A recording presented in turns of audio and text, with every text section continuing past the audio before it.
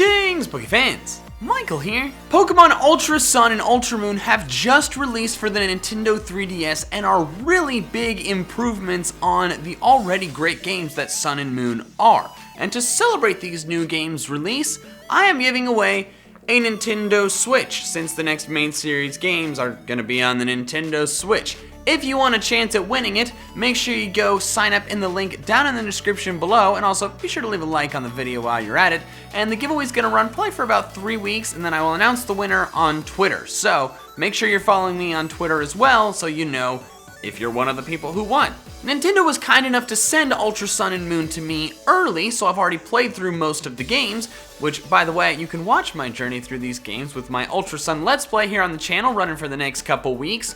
But since I've already played through most of the story, I figured it would be a good video for me to show you guys some Pokemon that you could use on your team that would be pretty useful for your playthrough. And as most of you probably know, Ultra Sun and Ultra Moon have a ton of new Pokemon in the games that were not in Sun and Moon, and because of that, since you couldn't use them in your original Sun and Moon playthrough, you probably are going to want to try and use them in your Ultra Sun and Moon playthrough. So, I'm going to be counting down the top 10 strongest new Pokemon that you could use in Pokemon Ultra Sun and Ultra Moon.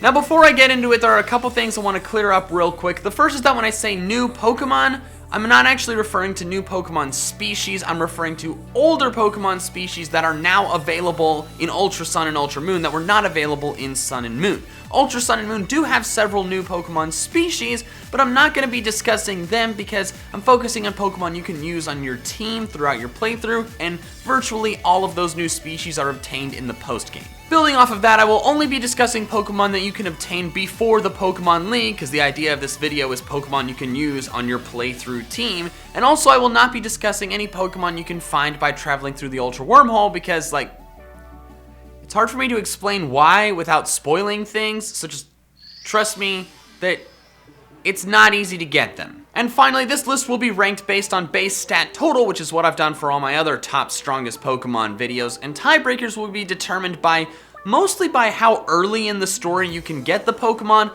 but also there are some other factors like when it evolves and so on that will go into deciding tiebreakers. So be sure to leave a like on the video, subscribe to my channel if you haven't already, and if you already are, make sure you hit that little bell next to it. And without further ado, here are the top 10 strongest new Pokemon that you could use in Pokemon Ultra Sun and Ultra Moon. Number 10, Empoleon. Island Scan makes a triumphant return in Pokemon Ultra Sun and Ultra Moon with very different Pokemon you can find using it. And Island Scan is actually available for you to use very early in the game, so there are a lot of Pokemon you can find with it that would make sense for your playthrough team, including a lot of older generation starter Pokemon, including the Sinnoh starters. Prinplup can be island scanned on Ula Ula Island on Tuesdays, and while I'm not a huge fan of Empoleon, I do have to acknowledge its battling merit. It has a base stat total of 530, great special attack, solid bulk, and a pretty wide special move pool that's made even wider by the availability of the new move tutors. Prinplup on Ula Ula is a bit later in the story-ish, but if you don't have a water type by then, it would be a great addition to your team. Number 9, Blaziken. The Hoenn Middle Evolution starters can be island scanned on Akala Island, and Combusken can be found on Tuesdays, meaning relatively early on, you could add a Blaziken to your team, which would be an extremely useful Pokemon. It has a base stat total of 530, can hit really hard both on the physical and special side, and also has great dual coverage of the firefighting type. It does have the same base stat total as Empoleon, but I did give Blaziken the edge here because you can get Combusken substantially earlier than you can get a Prinplup. Number 8, Blastoise. While the Sinnoh Middle Evolution starters can be found on Ula Ula, and the Hoenn Middle Evolution starters can be found on Akala, the Kanto Basic Form starters can be found on Melee Melee, very, very early in the game. Squirtle can be found on Mondays, so you could have a Blastoise on your team. A great water type with a base stat total of 530, really good bulk, and a pretty solid move pool as well. I did give it the edge over Blaziken and, of course, Empoleon because, like I said, it can be obtained very early. Also, real quick, I wanted to mention there's a fourth new Pokemon that you can get through Island Scan that has a base stat total of 530, and it is Sceptile. my favorite Pokemon of all time. However, sadly, I did have to put it beneath these other ones because while it has pretty great stats, its special move pool is garbage. And since it's a special attacker, that's no bueno. Number 7, Infernape. Like Prinplup and Grotle as well, Monferno can be island scanned on Ula Ula Island.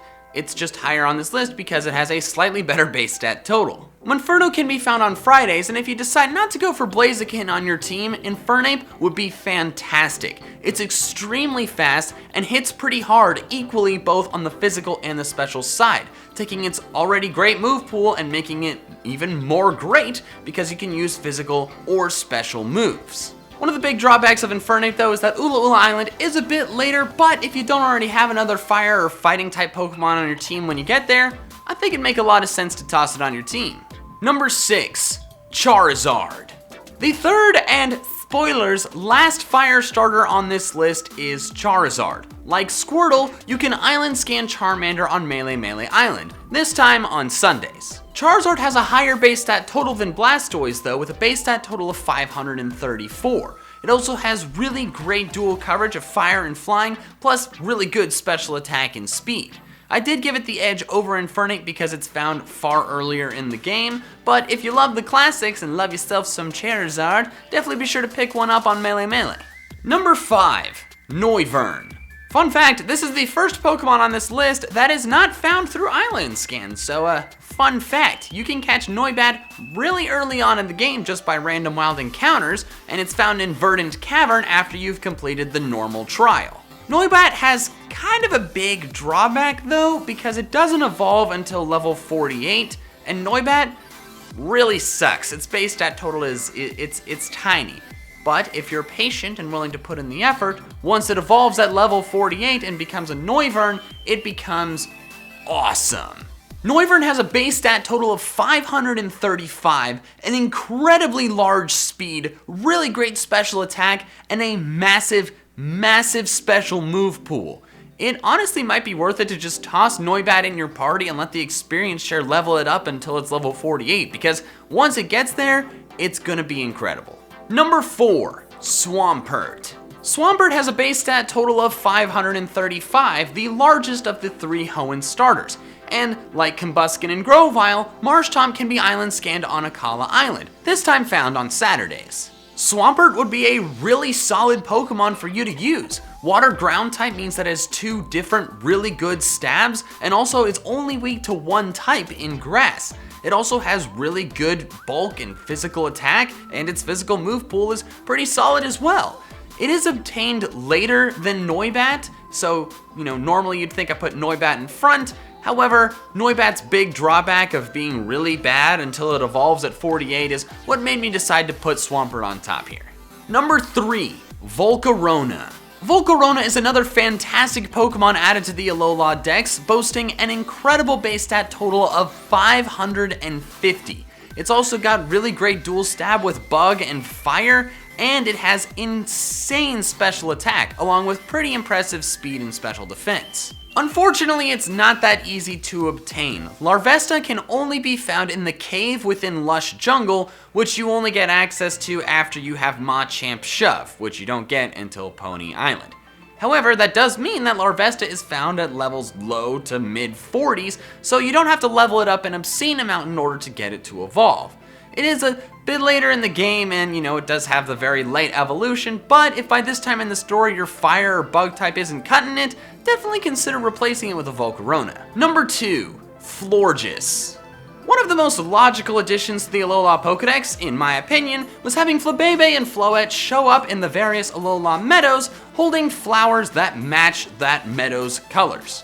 Most of the time.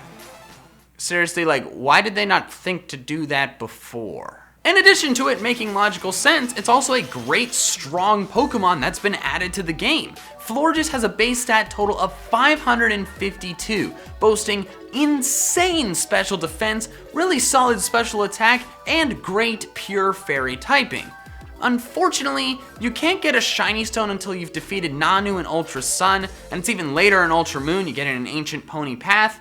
However, that's honestly not that big of a deal since you're going to want to wait till Floette gets to level 46 to learn Moonblast anyways, so definitely consider adding a Florges onto your team.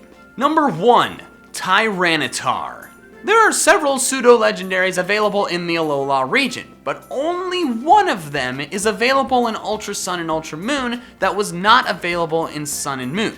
As a result, Tyranitar sits firmly atop this list with a base stat total of 600, like all the other pseudo-legendaries. Tyranitar has fantastic defenses. Its HP, special defense, and defense are all over 100, really high physical attack, and an incredibly wide physical move pool that's made even wider by the availability of the move tutors in Ultra Sun and Ultra Moon. It would be an awesome Pokemon to add onto your team.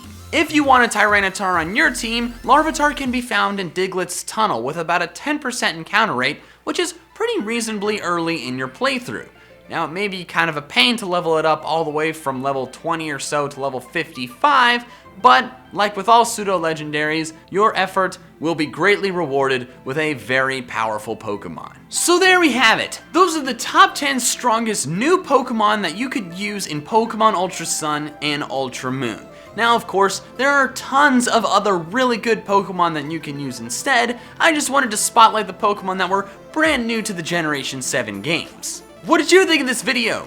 Do you agree with my list and my tiebreakers? What are some Pokemon you think you're going to use on your Ultra Sun or Moon team, if they're on this list or not? Be sure to let me know down in the comments below! Also, if you enjoyed this video, don't forget to leave a like, helps me out a lot, and if you're not already subscribed, you definitely should. I make a bunch of fun Pokemon content that I'm sure you will enjoy, including a bunch more content coming out surrounding Ultra Sun and Moon. And of course, don't forget, sign up for the Nintendo Switch giveaway using the link down in the description below. You never know if you could be the winner. Alright, that's all I have for now. So till next time, big fans. Gotta catch them all!